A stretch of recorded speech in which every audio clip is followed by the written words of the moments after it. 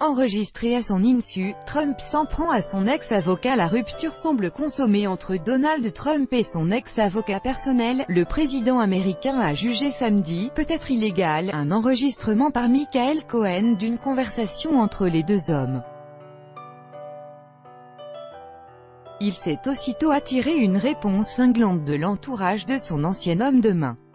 Ces tensions entre Michael Cohen et Donald Trump interviennent alors que l'avocat, au centre d'une vaste enquête fédérale, a récemment fait savoir que sa loyauté avait des limites.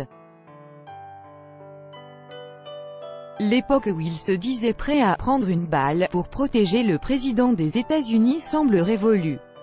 L'existence de l'enregistrement au cœur de la nouvelle polémique, qui remonte à 2 mois avant la présidentielle de novembre 2016 et a été saisie par les enquêteurs du FBI dans les bureaux de l'avocat, a été révélée vendredi par le New York Times. Donald Trump et Michael Cohen y évoquent la possibilité d'acheter le silence d'une ex-playmate avec laquelle le président aurait eu une liaison. Au lendemain de cette révélation, Donald Trump s'en est pris samedi sur Twitter à son ancien conseil. Il est inconcevable qu'un avocat enregistre un client, totalement inédit et peut-être illégal, a-t-il dénoncé, et dans un nouveau tweet en soirée, il est revenu sur l'affaire, arguant que l'enquête semble destinée à nuire aux chances du Parti républicain aux élections de novembre, ajoutant « pas de collusion, pas d'obstruction, mais cela n'a pas d'importance ». Malgré cela, l'équipe du président a renoncé au principe de confidentialité des échanges entre le client et son conseil dans ce dossier, selon la chaîne CNN, qui cite des sources anonymes. Autrement dit, elle ne s'opposera pas à l'utilisation de l'enregistrement par les enquêteurs. La stratégie de Donald Trump est donc claire, le magnat de l'immobilier veut montrer qu'il n'a rien à se reprocher. La bonne nouvelle c'est que votre président préféré n'a rien fait de mal, s'est ainsi exclamé le milliardaire républicain pour conclure son tweet. La veille, l'un de ses avocats, Rudy Giuliani, avait confirmé l'existence de cet enregistrement, estimant qu'il exonérait Donald Trump davantage qu'il ne le compromettait. Rudy estime que l'enregistrement disculpe le président. Pourquoi tant de colère, a répondu samedi l'avocat de Michael Cohen, Lanny Davis, sur Twitter, étrillant la stratégie du camp présidentiel et qualifiant de « fausse » l'accusation d'illégalité de l'enregistrement.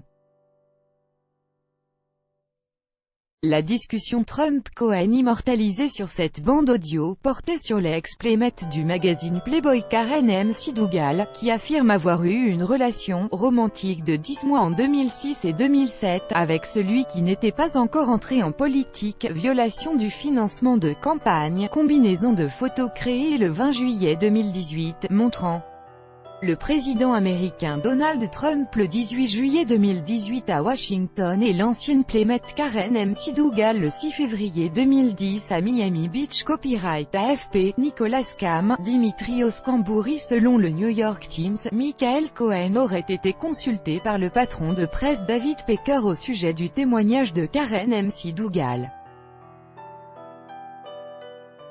Le National Enquirer, titre phare du groupe de David Pecker, avait en effet accepté d'acheter l'exclusivité de cette confession pour $150 000. Selon plusieurs médias, lors de la conversation enregistrée, Michael Cohen informe Donald Trump du paiement effectué par le groupe de presse et les deux hommes évoquent la possibilité de racheter eux-mêmes ses droits. Donald Trump semble ouvert à l'idée et interroge même son avocat quant au mode de paiement. L'enregistrement s'interrompt avant la fin de la conversation. La transaction n'a finalement jamais eu lieu. Le magazine The New Yorker a affirmé, sur la base de témoignages anonymes, que M. Pecker et le National Enquirer avaient choisi de ne pas publier le témoignage de Karen M. Sidugal pour préserver Donald Trump, ami de David Pecker, ce que démentent les intéressés.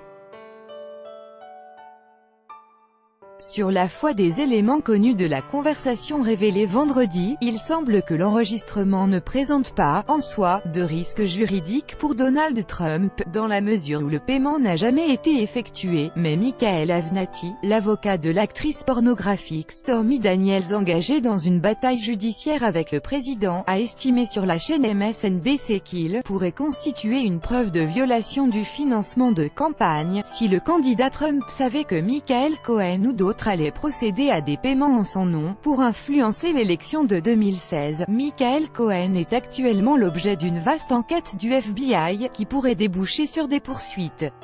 Il a notamment reconnu publiquement avoir versé 130 000 $ à Stormy Daniels en novembre 2016 pour acheter son silence sur un rapport sexuel qu'elle aurait eu avec le futur président en 2006. Michael Avenatti a aussi assuré que plusieurs autres discussions Trump-Cohen avaient été enregistrées, demandant que les bandes audio soient toutes rendues publiques. Contrairement à ce que suggère le président américain quant à leur légalité, la loi semble aller dans le sens de Michael Cohen. Il est légal, dans l'État de New York, pour un individu d'enregistrer une discussion, tant qu'une partie à la conversation consent à l'enregistrement, rapporte John B.